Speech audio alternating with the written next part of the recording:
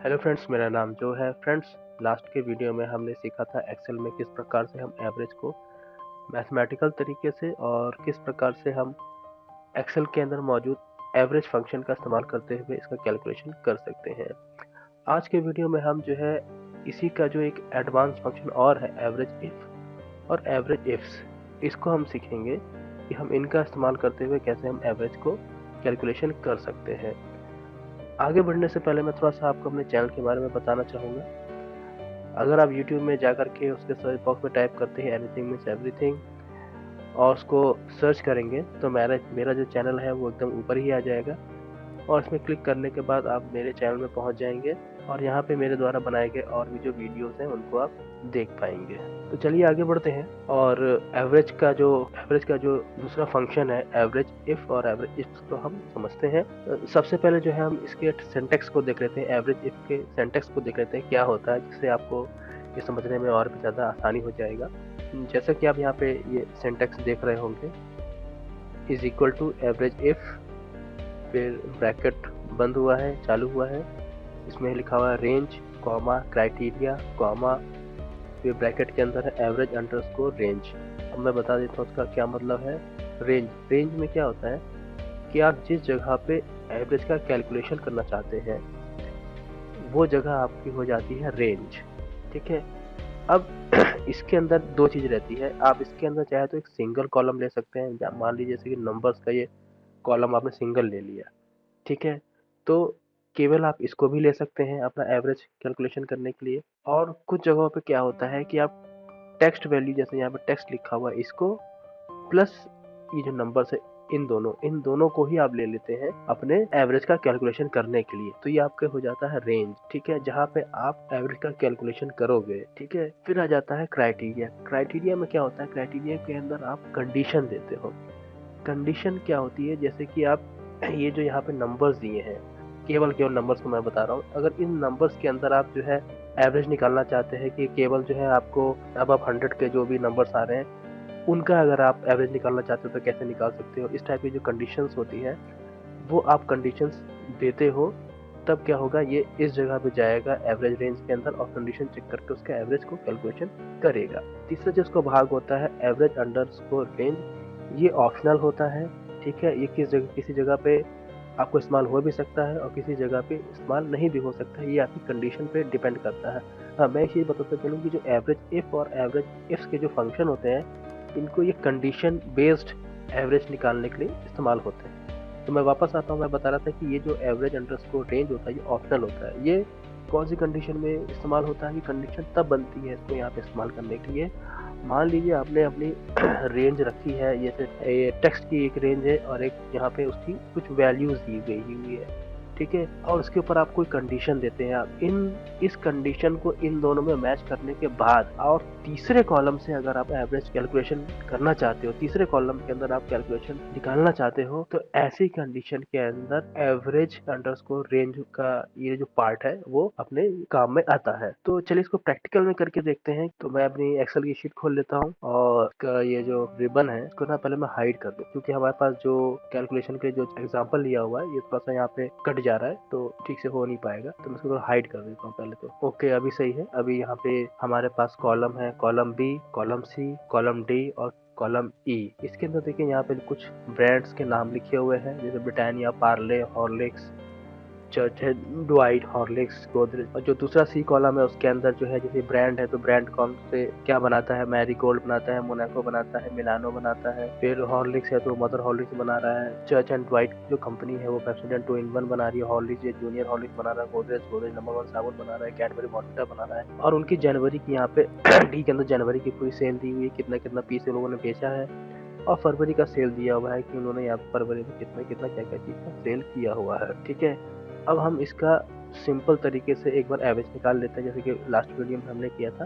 उसके बाद हम आगे बढ़ते हैं। सबसे पहले हम क्या करते हैं, इसके अंदर हम ग्रेटर देन का एवरेज निकाल करके देखते हैं। जो सिंटेक्स है, सिंटेक्स क्या बोलता है, सिंटेक्स क्या बोलता है, इस जगह पे आएगा रेंज। तो रेंज के अंदर हम क्या ले रहे हैं, सबसे पहले हम केवल जो है नंबर का जो कॉलम है उसको हम ले रहे हैं और उसके थ्रू हम जो है एवरेज निकालेंगे। ठीक है। तो हम क्या करेंगे, सबसे पहले इज इक्वल लिखेंगे, एवरेज का जो ये फंक्शन है एवरेज इसका, इसको ले लेंगे इसको लेने के बाद हम क्या करेंगे, यहाँ पे आ रहा है रेंज, जहाँ पे हम कैलकुलेशन करना चाहते हैं, हम इसको पूरा सेलेक्ट कर लेंगे। पूरा सेलेक्ट करने के बाद आता है कॉमा।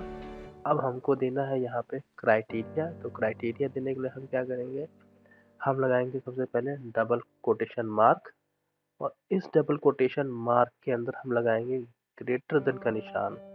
और हम अब क्या करना चाहते हैं, हम जो है एवरेज निकालना चाहते हैं ऐसी वैल्यू का जो कि 120 के ऊपर है। मान लीजिए कि मैं यहाँ पे लिख देता हूँ, यहाँ पे लिख दूंगा 120। तो हमको जितने भी ये जो रेंज है, इसके अंदर, इस रेंज के अंदर हमारा जो क्राइटेरिया हो गया वो हमने डाल दिया है, जो हमने कंडीशन डाल दी है 120। तो इसके अंदर केवल उतना ही ये एवरेज निकालेगा उन नंबर्स का जो कि ग्रेटर देन 120 होगा। ठीक है, उसके बाद क्या करेंगे, हम यहाँ पे ब्रैकेट को बंद कर देंगे। देखिए जिसका थर्ड वाला जो था, ये वाला, ये थर्ड वाला जो इसका पार्ट था, एवरेज अंडरस्कोर रेंज, ये हमने बोला था कि ऑप्शनल है।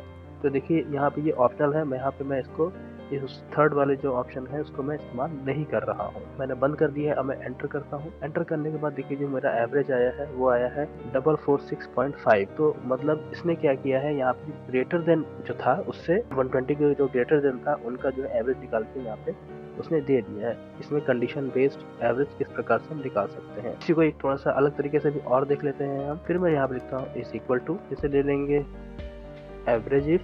अब रेंज में फिर से देखिए मैं इसी रेंज को ले रहा हूँ, ठीक है।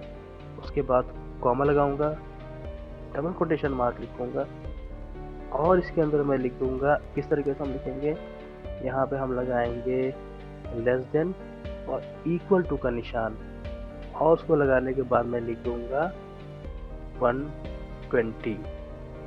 अब ये जो मैंने यहाँ पे लेस देन और इक्वल टू का जो मैंने लॉजिकल ऑपरेटर लगाया है, ये क्या करेगा, इस रेंज के अंदर, ये जो रेंज है, इस रेंज के अंदर जो मैंने क्राइटेरिया दे दिया है 120 का, अब ये क्या करेगा, इस 120 को छोड़ के जितने भी नंबर है उन सब का नंबर का जो एवरेज है वो मेरे को दे देगा। मतलब कि कंडीशन ये बन रही है कि भाई इतनी बड़ी रेंज है, इस रेंज के अंदर मेरे को इसका जो है एवरेज नहीं निकालना है, इसको छोड़ दे। जो आप जिस चीज को आप छोड़ना चाहते हो वहां पे जो है आप जो है इस तरह से कर सकते हो। मैं यहाँ पे इसको ब्रैकेट बंद करता हूँ, एंटर करूंगा, तो देखिए यहाँ पे मेरा जो एवरेज निकल के आया वो आ गया 140। इसके अंदर मैं थर्ड जो ऑप्शन है ये वाला, मैं इसको यूज नहीं कर रहा हूँ, ये ऑप्शनल में अभी भी पड़ा हुआ है।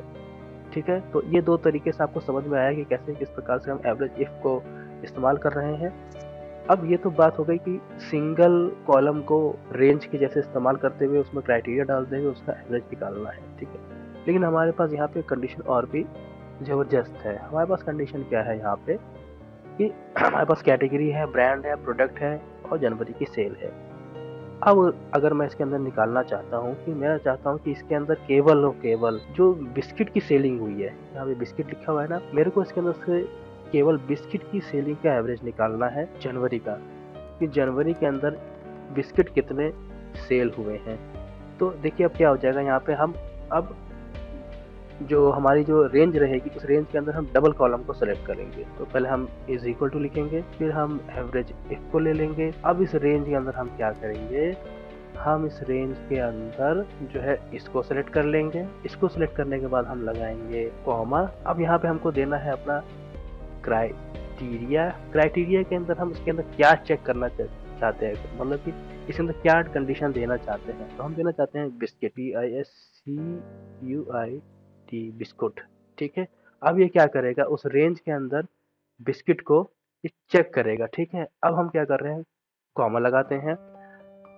कॉमा लगाने के बाद अब इसके अंदर हमारी जो है तीसरी कंडीशन जो है वो, हम इसके अंदर जो तीसरा जो पार्ट था एवरेज इफ का, उसको हम इस्तेमाल करने वाले हैं। अब इसके अंदर आ जाएगा एवरेज अंडरस्कोर रेंज, जो कि ऑप्शनल होता था। अब यहाँ पे इसको इस्तेमाल करेंगे।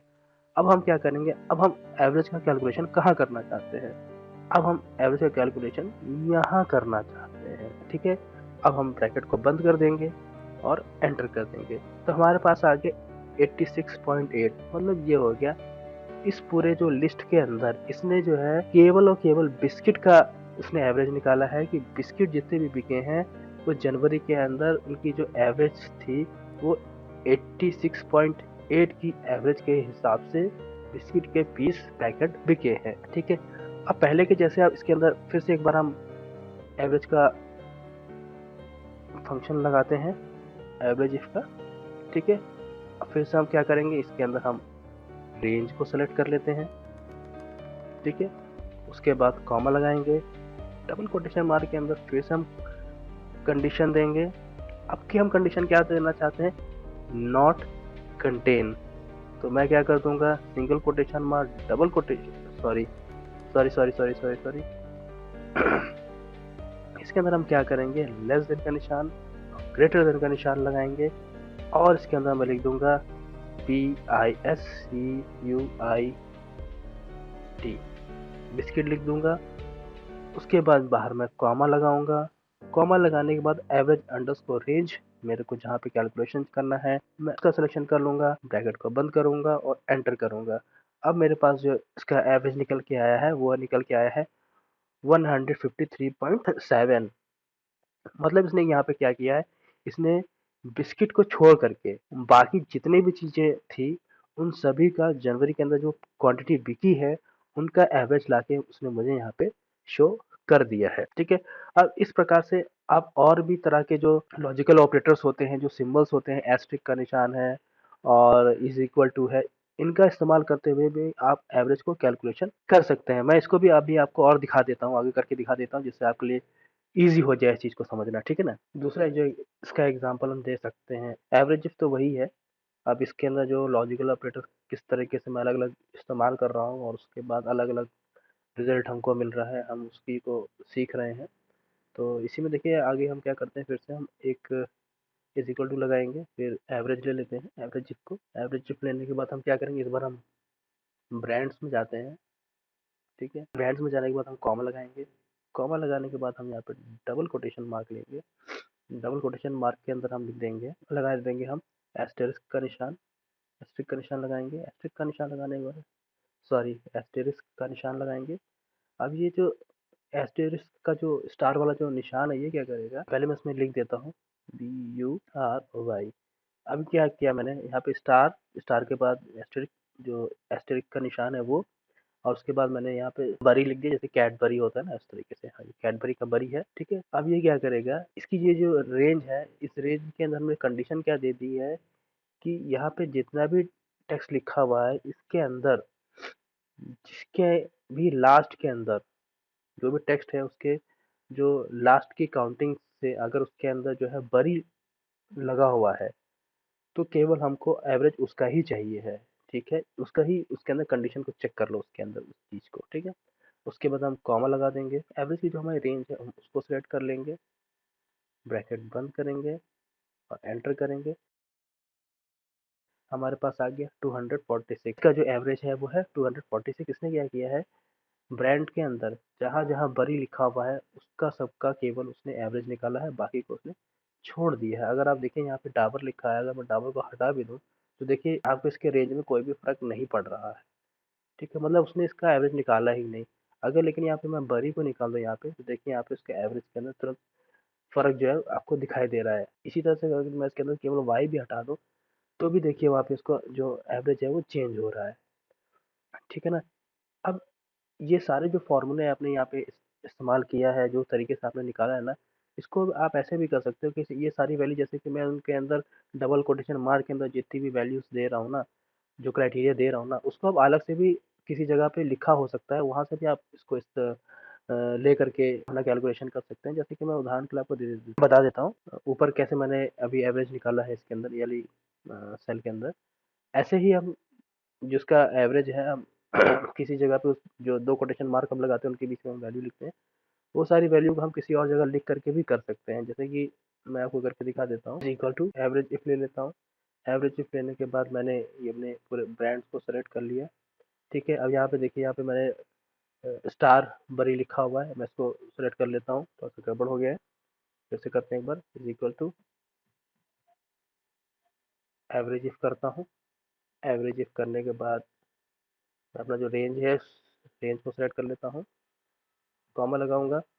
उसके बाद यहाँ पे इसी सेल के अंदर मैंने जो क्राइटेरिया देना चाहता हूँ वो यहाँ पे ऑलरेडी लिखा हुआ है, मैं इसको सेलेक्ट कर लेता हूँ, फिर कॉमा लगाऊंगा। फिर अपने एवरेज अंडरस्कोर रेंज आएगा, तो मैं इसको सेलेक्ट कर लेता हूँ, ब्रैकेट बंद करूंगा और एंटर करूंगा। तो देखिए मेरा जो रिजल्ट है सेम ऊपर वाले के जैसे ही आ गया। मेरे कहने का मतलब ये है कि आप जितनी बार भी आप डबल कोटेशन मार्क के अंदर जो भी क्राइटेरिया दे रहे हैं वो अगर किसी दूसरे सेल के अंदर ऑलरेडी लिखा हुआ है तो उसको भी आप सेलेक्ट करके ले सकते हैं। आगे बढ़ते हैं, इसका एक एग्जांपल और देख लेते हैं लॉजिकल ऑपरेटर के साथ इसको इस्तेमाल करने का। तो अब इसमें हम क्या करने वाले हैं, इज इक्वल टू लिखेंगे, फिर से हम एवरेज इफ को ले लेंगे। उसके बाद मैं क्या करूँगा, फिर इसी ब्रांड के अंदर आऊँगा, इस ब्रांड को पूरा सेलेक्ट कर लूँगा, कॉमा लगाऊंगा, डबल कोटेशन मार्क लगाऊंगा। अब इसके अंदर मैं क्या करने वाला हूँ, मैं इसके अंदर केवल लिखने वाला हूँ क्वेश्चन मार्क।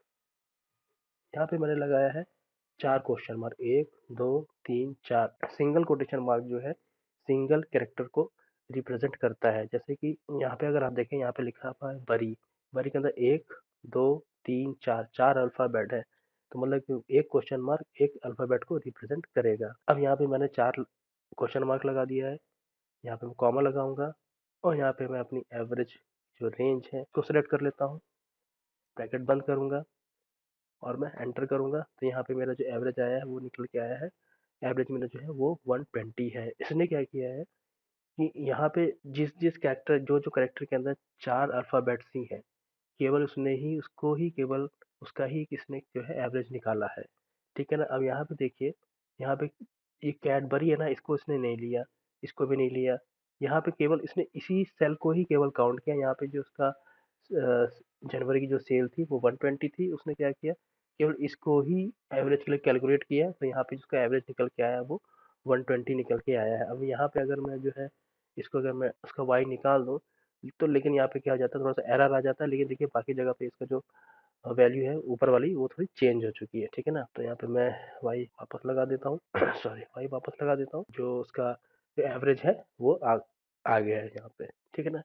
तो फ्रेंड्स ये तरीका था हम एवरेज इफ का किस प्रकार से इस्तेमाल कर सकते हैं कंडीशन बेस्ड एवरेज कैलकुलेशन के लिए। ठीक है ना। अब आगे बढ़ते हैं और हम सीखेंगे जो एवरेज का एक और एडवांस फंक्शन है, एवरेज इफ्स। अब जैसे कि इसके नाम में ही लगा हुआ है इफ्स, पहले वाले में क्या था, केवल इफ था। ठीक है। अब यहाँ पे आ गया इफ्स, इफ्स का मतलब प्लूरल के बारे में बात कर रहा है। अब यहाँ पे क्या है, हम यहाँ पे इसको मल्टीपल कंडीशन दे सकते हैं। ठीक है ना। सबसे पहले क्या करते हैं, इसके हम सिंटेक्स को समझते हैं, उसके बाद हम आगे बढ़ेंगे। ठीक है ना। इसके इसके सिंटेक्स को हम समझते हैं। जो इसका सिंटेक्स है, is equal to average ifs लिखा, उसके बाद यहाँ पे ब्रैकेट स्टार्ट हुआ है, यहाँ पे ब्रैकेट बंद हो गया है, इसके बीच में लिखा है मैंने एवरेज अंडरस्कोर रेंज, मतलब इस जगह पे आपका वाला कॉलम या वाली सेल्स आएंगी जहाँ पे आप एवरेज को कैलकुलेशन करोगे। ठीक है। फिर ब्रैकेट, फिर सॉरी, फिर कॉमा लगेगा, कॉमा लगने के बाद आएगा क्राइटेरिया अंडरस्कोर रेंज 1, यहाँ पे आपको उसका क्राइटेरिया देना है, मतलब कि वहाँ पे आपका यहाँ पे जो क्राइटेरिया है वो नंबर या टेक्स्ट दोनों में से कोई भी एक हो सकता है। मैंने यहाँ पे दोनों दिखा दिया है आपको, ये टेक्स्ट वैल्यू भी हो सकती है और नंबर वैल्यू भी हो सकती है। मतलब ये चीज़ कि जहाँ पर जो है वो फाइंड आउट करेगा, वहाँ पे जो फॉर्मूला है वहाँ पे फाइंड आउट करेगा। फाइंड आउट क्या करेगा, क्राइटेरिया 1 है, क्राइटेरिया 1 क्या करेगा, यहाँ पे लगेगी कंडीशन, यहाँ पे जो भी कंडीशन होगी इस कंडीशन को इस जगह पे जा करके चेक करेगा कि भाई कंडीशन जो है वो फुलफिल हो रही है या नहीं हो रही है। तो यहाँ पे कंडीशन चेक करेगा वो, अगर आपने नंबर में दिया है तो नंबर को चेक करेगा, अगर आपने टेक्स्ट दिया है तो टेक्स्ट को चेक करेगा। ठीक है। फिर उसके बाद यहाँ पे लगेगा कॉमा, कॉमा के बाद आएगा फिर क्राइटेरिया अंडरस्कोर रेंज 2। यहाँ पे जैसे मैंने पहले बताया कि एवरेज इफ्स जो होता है ये मल्टीपल कंडीशन चेक करता है, उसके बाद एवरेज देता है आपको। इसके लिए यहाँ पर क्या होगा, यहाँ पे आपको आप दूसरा फिर एक क्राइटेरिया रेंज देंगे, जहाँ पे फिर से दोबारा ये चेक करेगा आपकी कंडीशन को। जैसे कि यहाँ पे क्राइटेरिया 2 है, क्राइटेरिया 2 के अंदर जो भी हमने कंडीशन दी है वो क्राइटेरिया रेंज के अंदर, चाहे वो टेक्स्ट दिया है वो टेक्स्ट, अगर अगर नंबर दिया हो तो नंबर, वहाँ पे जो है इस कंडीशन 2 को यहाँ पे चेक करेगा। जब कंडीशन टू और उसका जो रेंज है ये दोनों मैच हो जाएगा, फिर क्राइटेरिया रेंज 1 की कंडीशन क्राइटेरिया रेंज 1 के साथ मैच हो जाएगी, और ये जब दोनों ही कंडीशन और क्राइटेरिया मैच हो जाएंगे तो इसके बेस पर ये एवरेज अंडरस्कोर रेंज का जो सेल जो कॉलम रहेगा वहाँ पे एवरेज निकल करके हमारा आ जाएगा। यहाँ देखिए, यहाँ पे लगा हुआ है कॉमा, फिर डॉट डॉट लगा हुआ है। इसका मतलब ये है, ये जो पैटर्न है यहाँ से लेकर क्राइटेरिया रेंज 1 से लेकर के क्राइटेरिया 2 तक, इस टाइप का जो पैटर्न है, ये पैटर्न आपका आगे और भी चल सकता है। आप उसको और भी कंडीशन चाहे तो आप दे सकते हैं। चलिए अब इसको एक बार प्रैक्टिकल रूप में एक्सेल में करके देखते हैं क्या होता है। पहले जो हमने फॉर्मूले लगाए थे एवरेज इफ के, ये वाला जो यहाँ पे है, इसके अंदर हमने क्या किया था, यहाँ पे हमने जो है एवरेज इफ लगा करके हमने ग्रेटर देन 120 का जो एवरेज है वो निकाला था, मतलब 120 के ऊपर जो भी नंबर्स है उनका ही केवल एवरेज निकाल के दो, बाकी का एवरेज निकाल के ना दो, ठीक है। लेकिन अगर इसके अंदर हमको ये कंडीशन एक और जोड़नी हो कि लेस देन वाला भी अगर हमको इसमें जोड़ना हो, कि मतलब कि इतने से नीचे ना हो और इतने से ऊपर ना हो, और उनके बीच का जो संख्या है उनका एवरेज निकालना हो, तो उस एवरेज को हम इसमें एवरेज इफ में नहीं निकाल पाएंगे। उसके लिए हमको जरूरत पड़ेगी एवरेज इफ की। तो इसको देखिए करते हैं, फिर समझते हैं इसको। सबसे पहले इज इक्वल टू लगाएंगे, फिर हम इसको ले लेते हैं एवरेज इफ्स। जैसे कि हमारा सिंटेक्स बता रहा है यहाँ पे एवरेज अंडरस्कोर रेंज, मतलब कहाँ पे हम जो है एवरेज कैलकुलेशन करना चाहते हैं, तो मैं इसका जो है एवरेज निकालना चाहता हूँ, ठीक है।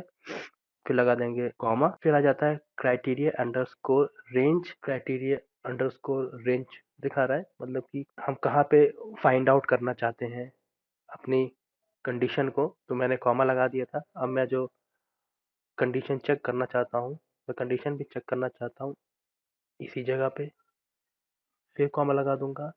अब क्या कंडीशन देना चाहता हूँ, कंडीशन मेरी क्या है, तो कंडीशन मेरी डालने के लिए मैं डबल कोटेशन मार्क लिखूंगा, के बीच में मैं लिखूंगा अपनी कंडीशन। मैं लिखता हूँ ग्रेटर देन और इक्वल टू 100। मतलब मेरी जो पहली कंडीशन है कि इसके अंदर आपको जो देखना है वो देखना है कि ग्रेटर देन और इक्वल टू 100, मतलब जो भी संख्या 100 के बराबर या उससे ऊपर है उसको आपको सेलेक्ट करना है। पहली कंडीशन हो गई, कॉमा लगाऊंगा। फिर सिंटेक्स के पास चलते हैं।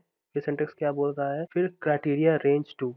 अब यहाँ पे फिर से हमको अपना क्राइटेरिया रेंज देना है, जहाँ पे वो सेकंड कंडीशन को चेक करेगा। तो यहाँ पे मैं फिर से इसी को सेलेक्ट कर लेता हूँ, कॉमा लगाऊंगा, डबल कोटेशन मार्क लगाऊंगा। अब इसके अंदर मैं अपनी सेकंड कंडीशन दूंगा कि लेस देन और इक्वल टू 500। उसके बाद ब्रैकेट मैं बंद कर दूंगा। तो मैंने यहाँ कंडीशन क्या लगाया है कि ऐसी संख्या जो कि 100 के बराबर या उससे ऊपर है उनको सेलेक्ट कर लो। दूसरी कंडीशन मैंने दे दी है ऐसी संख्या जो 500 के बराबर है और जो उससे नीचे है, इनके बीच की जितनी भी संख्या है उनका ही आपको एवरेज निकालना है, ठीक है। अब मैं एंटर करूंगा तो मेरा जो एवरेज निकल के आया है वो निकल के आया है 175.14। मतलब यहाँ पे जो मैंने जो कंडीशन दी है उस कंडीशन के हिसाब से इसने मुझे एवरेज निकाल करके दिया है। यहाँ पे क्या किया मैंने, मल्टीपल कंडीशन दी है। पहले वाले के अंदर मैं केवल यही कंडीशन दे पा रहा था, या तो फिर मैं उसके अंदर लेस देन करके कैलकुलेशन करा सकता था, या ग्रेटर देन करके करा सकता था, या फिर मैं इक्वल टू करके कर सकता था। लेकिन यहाँ पे क्या है, मैं मल्टीपल कंडीशन चेक करा करके एवरेज निकालने की कोशिश कर रहा हूँ। इसका एक और उदाहरण देख लेते हैं, उसके बाद इस वीडियो को हम बंद करेंगे। नेक्स्ट एग्जाम्पल के ऊपर जाऊँ उससे पहले मैं चाहूंगा कि अगर आपको ये वीडियो समझ में आ रहा हो और आपको ये वीडियो अच्छा लग रहा हो तो प्लीज़ लाइक कर दें और सब्सक्राइब कर दें, और कुछ ना कुछ कमेंट तो ज़रूर करें कि कैसा लगा, अच्छा लगा, ख़राब लगा, क्या इंप्रूवमेंट किसके अंदर ज़रूरत है वो ज़रूर मेरे को बताएं। तो सेकंड कंडीशन के साइड में हम लोग चलते हैं। सेकंड कंडीशन हमारी क्या है, पहले मैं उसको एक्सप्लेन कर देता हूँ। मेरी जो सेकंड कंडीशन मैं समझाना चाहता हूँ वो ये है कि अब देखिए मेरे पास क्राइटेरिया कैटेगरीज है। यहाँ पे है बिस्किट है, हेल्थ ड्रिंक्स है, उसके बाद टूथपेस्ट है। अब टूथपेस्ट में जाएंगे तो यहाँ पे चर्च एंड वाइट है, फिर टूथपेस्ट है कोलगेट है, फिर टूथपेस्ट है चर्च एंड वाइट का है, पेप्सोडेंट है, उसके बाद टूथपेस्ट है डाबर का है, इस तरह का है, ठीक है। अब मैं इसके अंदर कंडीशन ये देना चाहता हूँ कि भैया टूथपेस्ट आपको चेक करना है और उसके अंदर जो उसका ब्रांड है चर्च एंड वाइट, इसको चेक करना है, और उसके ऊपर जो है आपको इस कॉलम से या इस रेंज से आपको एवरेज कैलकुलेशन करना है। तो करके देखते हैं। कंडीशन मैंने मल्टीपल कंडीशन दे रहा हूँ, तो इज इक्वल टू लिखूंगा, फिर एवरेज इफ्स लगाऊंगा। मैं एवरेज का कैलकुलेशन कहाँ करना चाहता हूँ, मैं एवरेज का कैलकुलेशन करना चाहता हूँ यहाँ पे, ओके। फिर लगा दूंगा कॉमा। अब मुझे देनी है कि मेरी कंडीशन कहाँ पे चेक होगी, तो मैं दे देता हूँ कि मेरी कंडीशन जो है, पहली कंडीशन जो यहाँ पे चेक होनी चाहिए, ठीक है। फिर लगा दूंगा कॉमा। कॉमा लगाने के बाद जो है मैं डबल कोटेशन मार्क लगाऊंगा, ठीक है। और इस डबल कोटेशन मार्क के बीच में मुझे मेरी पहली कंडीशन देनी है। तो मैं पहली कंडीशन क्या देना चाहता हूँ, मैं देना चाहता हूँ टूथपेस्ट की। तो मैं लिख दूंगा TOOTH, टूथ, PASTE, टूथपेस्ट हो गया। उसके बाद मैं क्या करूँगा, कॉमा लगाऊंगा। उसके बाद क्या आता है, फिर से आ जाता है मेरे पास क्राइटेरिया रेंज 2, मतलब जहाँ पे मैं अपनी दूसरी कंडीशन को देखना चाहता हूँ। तो मैं दूसरी कंडीशन जो है मैं ब्रांड्स वाले कॉलम में देखना चाहता हूँ, उसको मैंने सेलेक्ट कर लिया। फिर कॉमा लगाऊंगा, डबल कोटेशन मार्क लगाऊंगा। अब इसके अंदर जो है मैं अपनी दूसरी जो कंडीशन है वो डालना चाहता हूँ। मैं पहले भी बताया कि आप यहाँ इन दोनों के बीच में मैनुअली हाथ से टाइप करके भी लिख सकते हैं, या फिर जैसे कि इस जगह पे मैं क्या करूँगा, मैं यहाँ पे जो ऑलरेडी यहाँ पे लिखा हुआ है ना, चर्च एंड ड्वाइट, मैं इसको सेलेक्ट कर लेता हूँ। ठीक है, इसको सेलेक्ट करने के बाद मैं ब्रैकेट बंद करूँगा और एंटर करूँगा। तो देखिए यहाँ पे मेरा एवरेज आ गया 74.33, यानी कि इसको 74 मान लो। जो एवरेज निकल के आया है वो निकल के आया है 74। मतलब ये कि मैंने इस फॉर्मूले के थ्रू दो कंडीशंस को अप्लाई किया। पहली कंडीशन मेरी जो थी चेक करने के लिए वो कैटेगरीज रेंज में थी, दूसरी जो कंडीशंस थी वो मेरी ब्रांड्स में थी। इन दोनों को मैच करने के बाद उसने जनवरी की जो सेल है, उसकी जो क्वांटिटी है, उसके हिसाब से उसने जो है एवरेज यहाँ पे मुझे दे दिए है। आप इसके अंदर ऐसा भी कर सकते हैं कि आप टूथपेस्ट चेक कर लें, उसके बाद उसके ब्रांड भी जो है ब्रांड को भी सिलेक्ट कर लें, उसके बाद कौन से टाइप का टूथपेस्ट आप एवरेज निकालना चाहते हैं उसको भी आप सेलेक्ट कर सकते हैं। मतलब कि जैसे मैंने तो उसमें दो कंडीशन ली थी, आप इसके अंदर ये तीनों कॉलम्स को कंबाइन करके भी यहाँ पे इसका एवरेज निकाल सकते हैं। कि मतलब टूथपेस्ट ले लिया, चर्च एंड उसका जो कंपनी का नाम है वो भी ले लिया, और जो प्रोडक्ट है पेप्सोडेंट है तो पेप्सोडेंट, केवल पेप्सोडेंट का कितना है वो भी आ जाएगा इन सबको मिलाने के बाद। तो फ्रेंड्स, उम्मीद करता हूँ कि आपको ये जो वीडियो है एवरेज का वो आपको पसंद आया होगा। और एक चीज़ और मैं बोलना चाहूँगा, मैं आपसे माफ़ी मांगना चाहूँगा कि जो लास्ट वीडियो था मैंने उसके अंदर एक बोला था कि मैं आपको जो है एवरेज एक्स के बारे में भी बताऊंगा।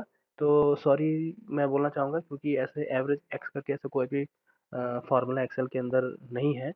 तो इसके लिए मुझे माफ़ कीजिएगा, और कोशिश करूँगा कि इस तरह की जो एरर और जो गलती है वो आगे ना हो। तो प्लीज़ वीडियो को लाइक करें, शेयर करें, सब्सक्राइब करें और कमेंट करके बताएं कि वीडियो कैसी लगी आपको। थैंक यू, धन्यवाद।